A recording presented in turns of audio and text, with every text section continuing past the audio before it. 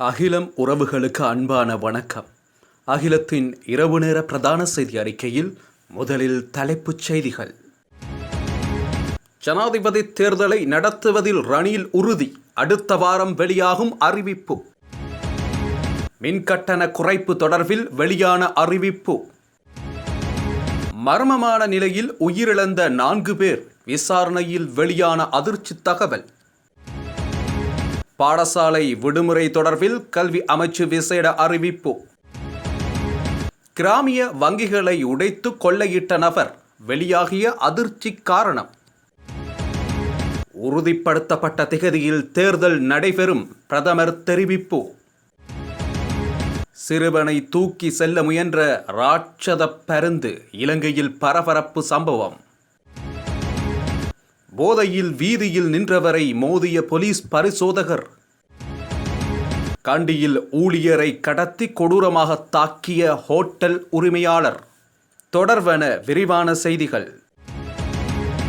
மக்கள் ஆணையுடனே ஆட்சிக்கு வர வேண்டும் என்பதில் ஜனாதிபதி ரணில் விக்ரமசிங்க உறுதியாக இருக்கின்றார். எனவே ஜனாதிபதி தேர்தல் இந்த வருடம் நிச்சயம் நடைபெறும் என்று அமைச்சர் ஹரின் பெர்னாண்டோ தெரிவித்துள்ளார். ஜனாதிபதி தேர்தல் மற்றும் நாடாளுமன்ற தேர்தல் இப்போதைக்கு அவசியமில்லை. 2 தேர்தல்களும் 2 வருடங்களுக்கு ஒத்திவைக்கப்பட வேண்டும்.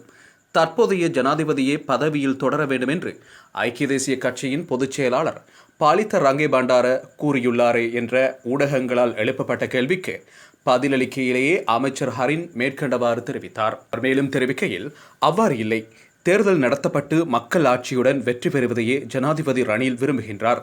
தேர்தலில் போட்டியிட உள்ளதை அடுத்த வாரம் அளவில் அவரே அறிவிப்பார். ஜனாதிபதி தேர்தலில் அவர் களமிறங்குவதும் வெற்றி பெறுவதும் உறுதி.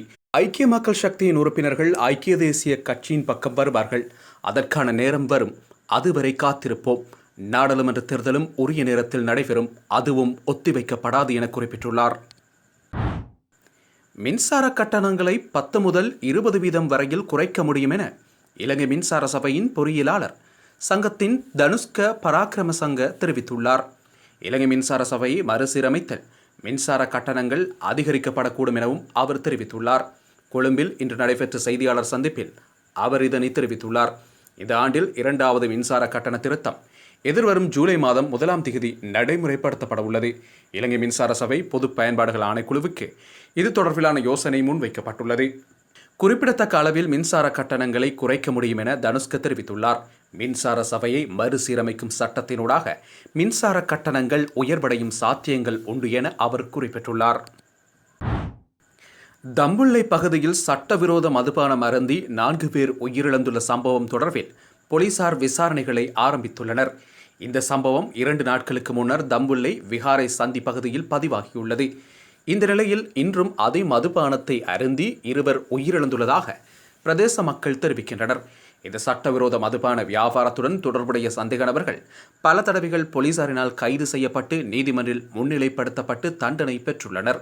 மேலும் சில காலமாக நடைபெற்று வரும் இந்த சட்டவிரோத மதுபான விற்பனை மோசடியால் பிரதேசவாசிகள் தற்போது மிகவும் சிரமத்துக்கு உள்ளாகியுள்ளதாக தெரிவிக்கப்படுகின்றது. உயிரிழந்தவர்களின் பிரேத பரிசோதனைக்கு மேலதிகமாக பகுப்பாய்வு அறிக்கைகளை பெற்று மரணத்திற்கான காரணங்களை கண்டறிய தேவையான நடவடிக்கைகள் எடுக்கப்படும் என்றும் போலீசார் தெரிவித்துள்ளனர். சம்பவம் தொடர்பான மேலதிக விசாரணைகளை தம்புள்ளை போலீசார் மேற்கொண்டு வருகின்றனர். நாடு முழுவதும் உள்ள அனைத்து பாடசாலைகளும் நாளை மற்றும் நாளை மறுதினங்களில் வழமை போன்று இயங்கும் என அறிவித்தல் வெளியாகியுள்ளது. கல்வி அமைச்சு இன்று வெளியிட்டுள்ள அறிவித்தலில் இந்த விடயம் குறிப்பிடப்பட்டுள்ளது. ஆசிரியர் சங்கங்கள் ஆரம்பிக்க உள்ள பணி பகிஷ்கரிப்புக்கு மத்தியில் பாடசாலைகள் இயங்காது என கூறப்படுகின்ற பின்னணியிலே கல்வி அமைச்சு இந்த அறிவித்தலை வழங்கியுள்ளது. இதேவேளை பல கோரிக்கைகளை முன்வைத்து பல ஆசிரியர் சங்கங்கள் நாளை மற்றும் நாளை மறுதினம் மேற்கொள்ளும் தொழில் நடவடிக்கையில் பிரதான ஆசிரியர் சங்கங்கள் இணையாது என சங்கங்களின் நிர்வாகிகள் தெரிவித்துள்ளது. இதேவேளை பல்கலைக்கழக கல்விசாரா ஊழியர் சங்கங்கள் மேற்கொண்டு வரும் பணிப்புறக்கணிப்பை முடித்துக்கொண்டு மீண்டும் பணிக்கு திரும்புமாறு தமது பிரச்சினைகளை அதிபர் நியமித்த நிபுணர் குழுவிடம் முன்வைக்குமாறும் கல்வி அமைச்சு பல்கலைக்கழக கல்விசாரா ஊழியர் சங்கங்களுக்கு இன்று கோரிக்கை விடுத்துள்ளது குறிப்பிடத்தக்கது. 2 கூட்டுறவு கிராமிய வங்கிகளை உடைத்து திருடிய சம்பவம் தொடர்பில் சந்தேக நபர் ஒருவர் கைது செய்யப்பட்டுள்ளார். குறித்த நபர் நேற்று குற்றப்புலனாய்வு பிரிவினருக்கு கிடைத்த தகவலின் அடிப்படையில் கைது செய்யப்பட்டுள்ளதாக தெரிவிக்கப்படுகின்றது. கொழும்பு வெண்ணப்புவ அங்கம்பிட்டிய பகுதியில் உள்ள கூட்டுறவு கிராமிய வங்கியில் 6 கோடி ரூபாய் பெறுமதியான தங்க ஆபரணங்கள் மற்றும் பணத்தினையும் ஜாயல கணுவான பகுதியில் உள்ள கூட்டுறவு கிராமிய வங்கியிலிருந்து 2 கோடி ரூபாய் பெறுமதியுடைய தங்க ஆபரணங்கள் மற்றும் பணத்தினையும் சந்தேக நபர் திருடியுள்ளதாக குற்றப்புலனாய்வு பிரிவினர் தெரிவித்துள்ளனர். இதனிலையில் கைது செய்யப்பட்டவர் பிளியந்தலை மடப்பாத்த பகுதியைச் சேர்ந்த 30 வயதுடையவர் எனவும் கசினோ விளையாட்டிற்கு அடிமையாகியுள்ள நிலையில் திருட்டு குற்றச்செயல்களில் ஈடுபடுவதாகவும் விசாரணையில் தெரியவந்துள்ளதாக காவல்துறையினர் தெரிவித்துள்ளனர். அத்தோடு ஆபரணங்களை விற்பனை செய்து கிடைத்த பணத்தில் களியாட்ட விடுதிகளுக்கு சென்று கசினோ விளையாடியதாகவும் மற்றும் வெண்ணப்புவ பகுதியில் உள்ள நபரிடமிருந்து கார் ஒன்றை வாங்கியுள்ளதாகவும் விசாரணைகளில் தெரியவந்துள்ளதாக காவல்துறையினர் குறிப்பிட்டுள்ளனர். அரசியலமைப்புக்கு அமைவாகவும் தேர்தல்கள் ஆணைக்குழுவினால் குறிப்பிடப்பட்ட திகதியிலும் ஜனாதிபதி தேர்தல் நடைபெறும் என தெரிவிக்கப்பட்டுள்ளது. குறித்த தகவலை பிரதமர் தினேஷ் குணவர்தன உறுதிப்படுத்தியுள்ளார். மேற்படி விடயத்தை ஜனாதிபதி தேர்தல் தொடர்பில் கருத்து தெரிவிக்கும் போது அவர் தெரிவித்துள்ளார். ஐக்கிய தேசிய கட்சியின் பொதுச் செயலாளர் முன்வைத்த கருத்தால் நேற்று இலங்கை அரசியல் கட்சிகளிடையே பெரும் குழப்ப நிலை ஏற்பட்டிருந்தது. இதன் அடிப்படையில் இது தொடர்பில் விளக்கமளிக்கும் போதே அமைச்சர் இதனை தெரிவித்திருந்தமை குறிப்பிடத்தக்கது.